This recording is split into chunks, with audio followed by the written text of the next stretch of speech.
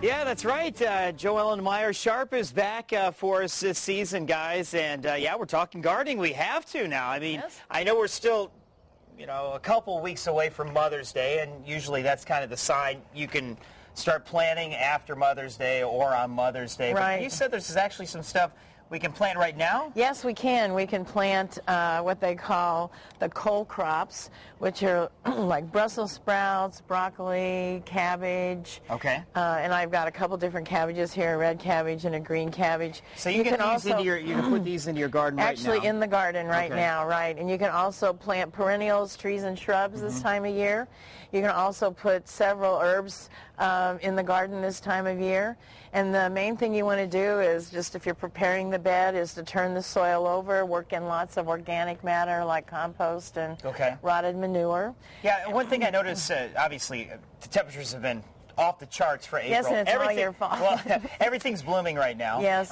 The reason why these can go is because they're hardier plants, just in case we do get that freeze, perhaps just before Mother's Day. Right. They're very cold tolerant, where tomatoes and peppers and basil are extremely sensitive to the cold.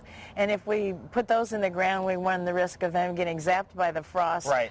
Or the tomatoes and peppers, they'll just sit in that cold soil until it warms up enough to start growing. Yeah, you made a good point that you could put them in pots and then take them out. Move them in and out. Yeah. But that really doesn't help them out too much. Not too really much. The soil temperature. Yeah, it is the soil temperature, right. Yeah. So you just got to be patient with the tomatoes, gardening cucumbers. Teaches us patience. So. Yeah, exactly, exactly. Now, some of these tools here, are these just this is just, this is a great garden fork. It's really easy for turning, especially really hard soil, and then, of course, a spade to help work in some of the organic matter. And then you can just cover everything with a really nice mulch to keep the weeds down, or use a little mulch to mix in the new bed to add that organic matter. Okay.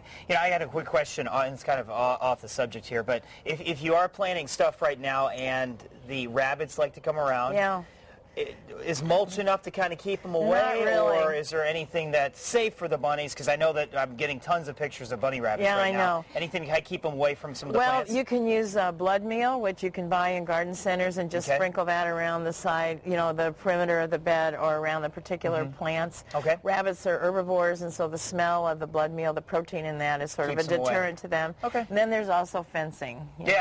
Which we see most common for people. Yeah. And by the way, we've got a photo from when we planted bulbs in the fall. And how successful we were. Look at that shot. That's gorgeous. It really is. I have to say, I really enjoyed having it right out on my back stoop. It turned out beautiful. It did. I think I probably put the red ones in there. I think you did. There's the showy ones. I'm sure you did. Yeah, no, it's a great shot. So all we did was we put that in the fall, and you kept it, I guess, in the garage, pulled out in the spring. I actually kept it on my porch. It's an enclosed porch that's not heated, and then when they broke ground, I moved them outside. Oh, they look great. They do. High five. Did a good job. We did a good job. See you guys. Ellen Meyers Sharp again with us, our Hoosier Gardener. You'll be with us off and on right on through spring, and it's always a sign of spring as well. All right, good to have Ellen back. All right, let's take a look at the weather forecast.